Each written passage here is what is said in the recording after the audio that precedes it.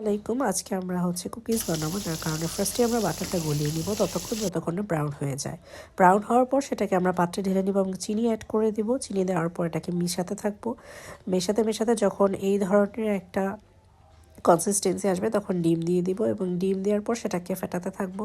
ফেটতে যখন এরকম হবে তারপর আমরা সেখানে কিছু ভ্যানিলা এসেন্স দিয়ে দিব। ভ্যানিলা এসেন্স দেওয়ার পর সেটাকে মিক্স করে নিয়ে আবার 2.5 কাপের মতো ময়দা অ্যাড করে দিব এবং সেই ময়দা অ্যাড করে দেওয়ার পর আবার সম্পূর্ণ জিনিসটাকে মিশিয়ে নিব ভালো মতো করে।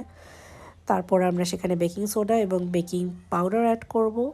তারপরে পাউডার এবং বেকিং সোডাকে ভালো মতো মিশিয়ে নিব। মিশিয়ে নেওয়ার পরে চকলেটস অ্যাড করে দিব এবং আমার মতো কেউ হুইস্ক দিয়ে করতে যায় না। এরপরে আমরা সেটাকে স্প্যাচুলা দিয়ে ঠিক করে নিয়েছি। যদিও বেকিংয়ের জন্য নিজের পছন্দ মতো শেপ দিয়ে সেটাকে আমরা এয়ার ফ্রায়ারে সেট করে দিয়েছি এবং প্রথমে 200 ডিগ্রি সেলসিয়াস 18 মিনিটের জন্য প্রথম দিকে এবং উল্টিয়ে 7 মিনিট বেক করতে হবে।